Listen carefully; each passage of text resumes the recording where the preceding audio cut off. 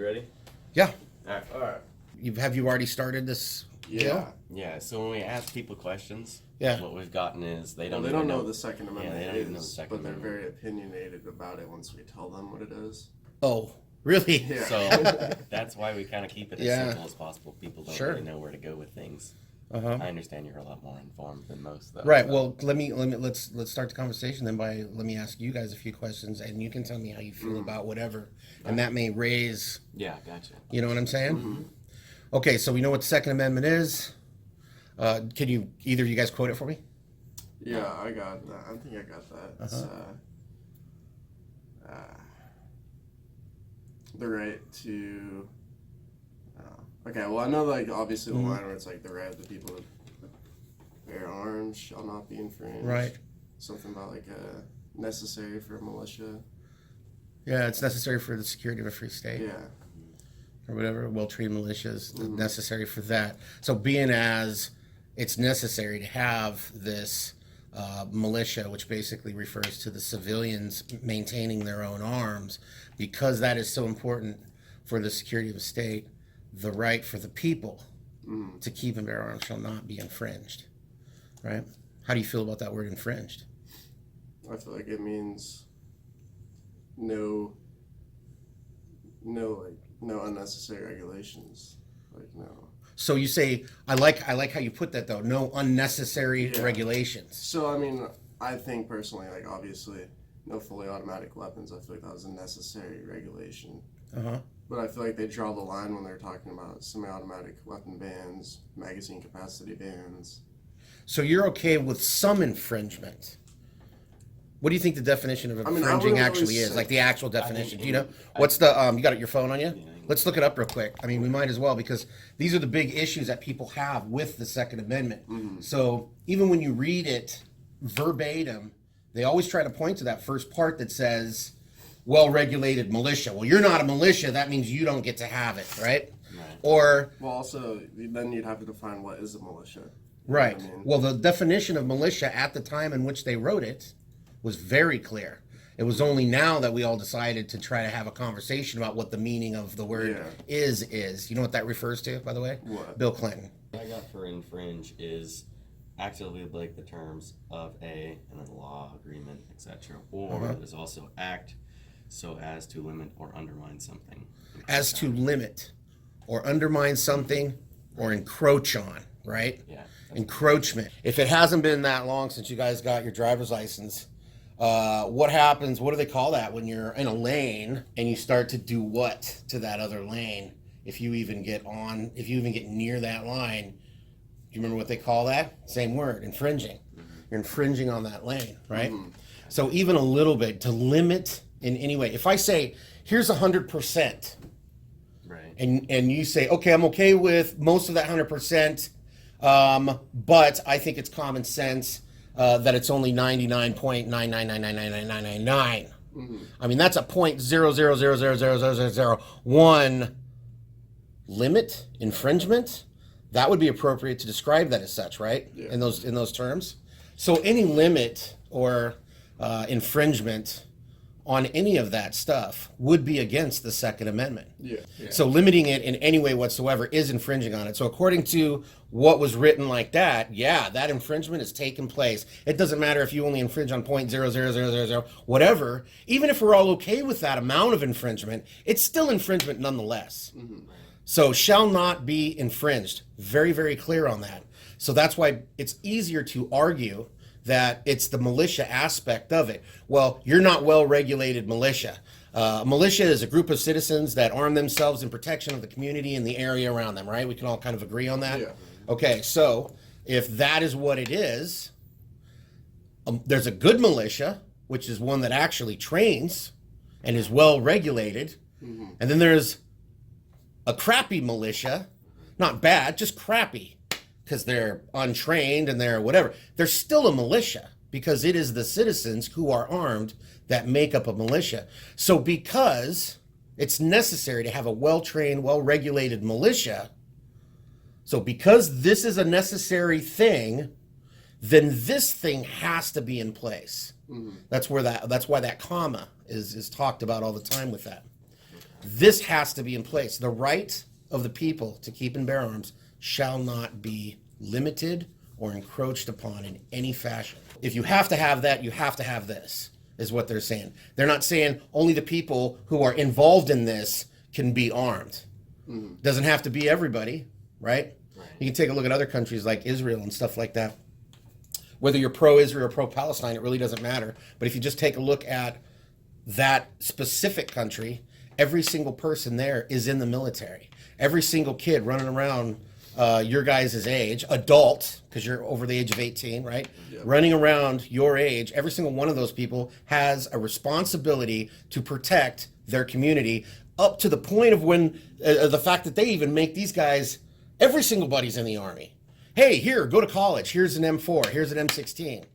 I don't know if you've seen any pictures of people going to college in Israel. Everybody's got a freaking, you got so many years worth of service that you have to, it's mandatory. You have to do it. Yeah.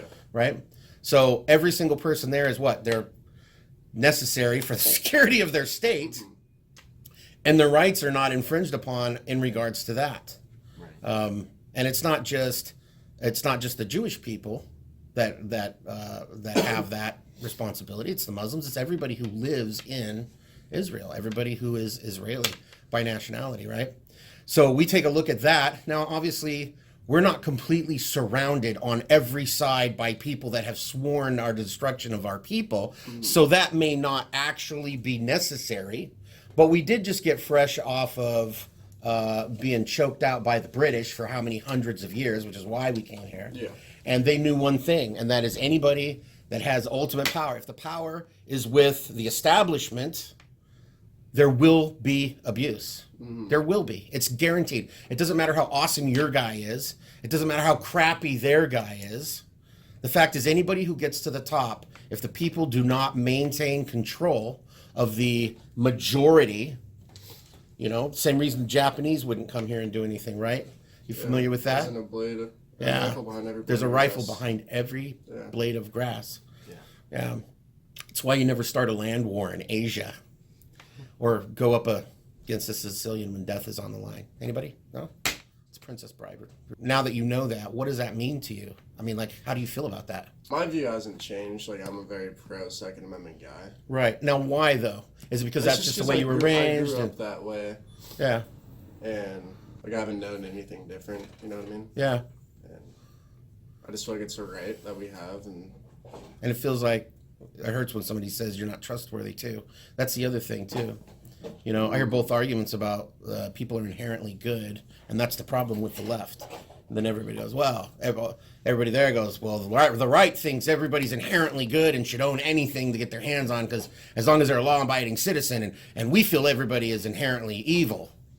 But then that goes against their whole socialism agenda as well, right? So they can't have it both ways. That's where there's logic that comes into play, and then there's absolute lunacy literally on both sides, but traditionally to one side, because the math doesn't add up on any of that stuff. I was a missionary kid when I grew up, and I was in a lot of countries where the only people that actually owned the guns were the authorities. They were these places had things that we can't even have here because it would be illegal to do that to the citizens, which is to have a national police force.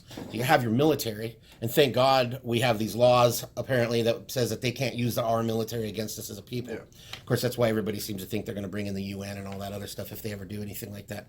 But these other countries, they have national police forces. So they got their military that goes out, pretends like they're crushing the rebels, and the rebels are crushing them. And then you got the local police who are all decked out just like the military. You see these around you right here, those pictures? Those are the cops. Oh, really? Yeah. Those are the cops. So as a national police force, it's pretty much a second military. You know what I mean? Yeah. And we would never allow that to happen in this country because of the fact that the states have these rights and the people have these rights. Now, if you want to argue whether or not the state can do anything to you, that's an entirely different discussion. Tasers are pretty nasty. Getting shot, you probably got a better chance of dying. Yeah. But if you actually, it's easy to get shot and not die than it is to get hit by a broadsword and not die. Yeah. Right? There's a lot of other things that cause more damage, a lot of other things that cause more pain, more disability than punching a hole through you. Yeah. Very, very humanely. So that can be argued as well. Why would you want to leave the civilian population unarmed and only give the armament to the authorities? Yeah. And they go, well, because these people are trained. Yeah, they're trained to enforce the law, but these people are made up of me and you and that guy and people that basically passed a physical and did a background check. Well, guess what? We don't have to pass the physical, but we got to have a thorough background check. It's already there. Nobody's arguing that part, right?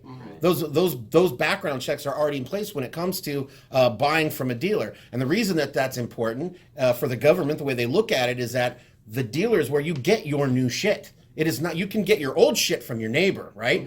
The federal government doesn't really care about that. It's the influx of brand new weapons from manufacturers flowing directly to the citizenry that the government wants to regulate.